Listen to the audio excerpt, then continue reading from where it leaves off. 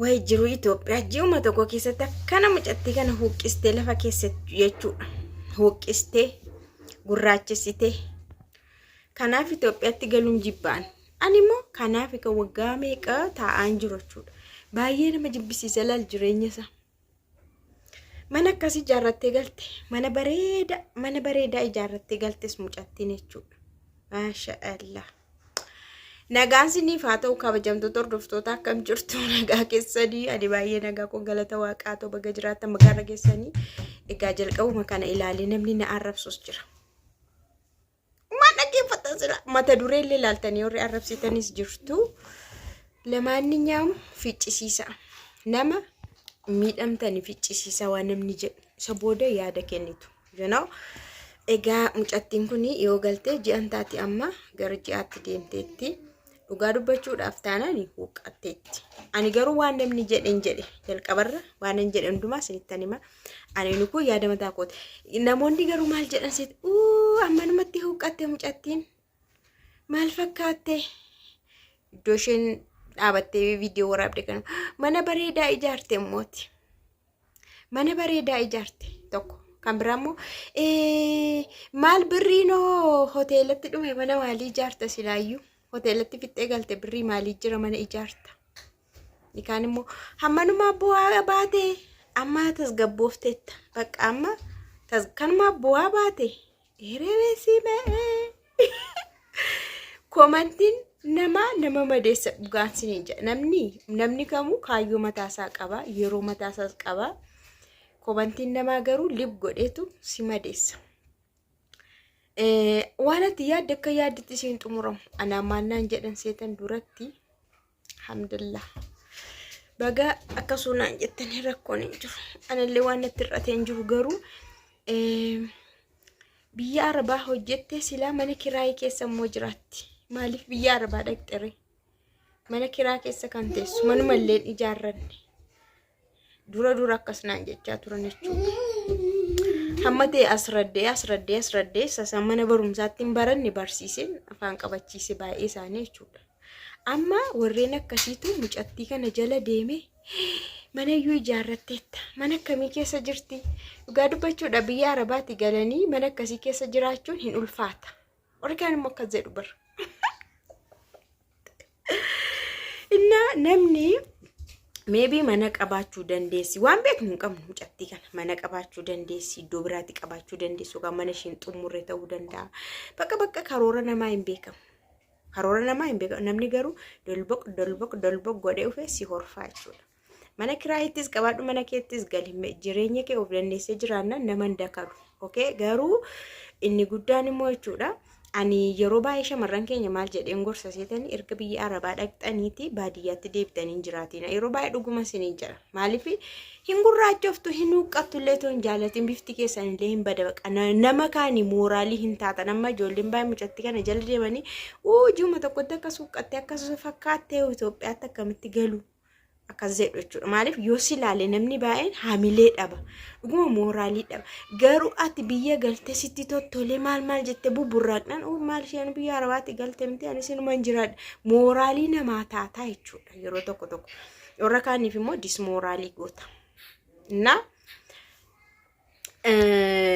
Yeroo biyyatti galtanii jechuudha. Yeroo gara biyyaatti galtanii maal isaa ta'u maali?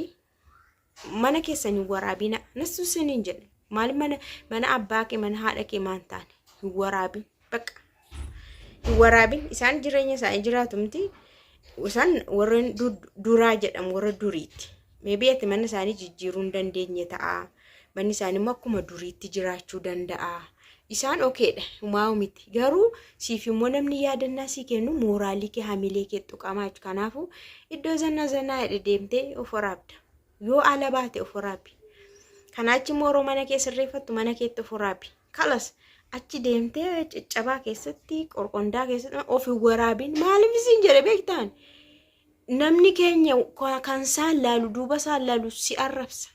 Kan isaan beeku si arrabsa. Waan namni isin jedhu immoo hamilee nama tuqa. Ani aareen beeka hamileen na tuqamee beeka.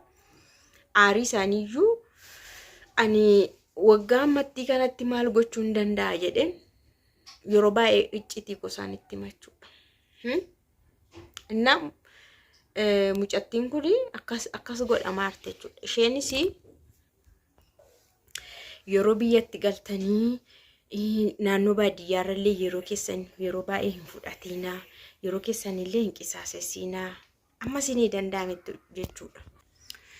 Yeroo ofiillee akka galanii yeroo ofiillee gara biizinasiitti hin jijjiirtu taanaan kan tuutaata zeeroo taata jechuudha. As deemtee achi deemtee qe'ee warra keenya, qe'ee warra akkookoo, qe'ee warra akaakayyuukoo, qe'ee warra jaarsakoo, qe'ee warra maaliikoo ta'ettu yeroon kee dhuma. As gidduutti immoo ati tola deemaa hin jirtu. Achis innaa deemtu asis innaa deemtu maal baasii baay'ee qabda jechuudha. Baasii baay'ee qabda. Ati qofaa kee hojjettee galte garuu baasiin kee karaa deemaa harka duwwaa hafta. Harka duwwaa hafta. Achiituun beekamiin harka duwwaa haftee toon beekamiin immoo ammas laxxattee biyya Arabaa keetti deebita jechuudha. Yeroo nuuroon si marartee ashaaroo fakkaattu aduu fi qorra keessa awwaara keessa deemtu immoo yoo si dabbaru cillit jetta jechuudha. Kanaaf biyyatti erga galtee yoo abbaa manaa qabaatte abbaa manaa kee faana gara hojiitti daftee gara magaalaatti galtee hojiitti galu. Baadiyyaa keessa taa'uun illee furmaatamti humaas nama hin fayyadu. Maatii ofii dubbisanii deebi'uudha. Yeroo kee qisaasessuun illee hin barbaachisu. Dubbisanii guyyaa 2-3 turanii bakka daftee qorattee waan iddoo sana magaalaa ati jiraattutti dhiyoo kan ta'e iddoo guddaa magaalaa ati jiraattu jechuun gara godina isaatti ol baate ganda irratti osoo hin taane aanaa irratti osoo hin taane ol baate jechuudha.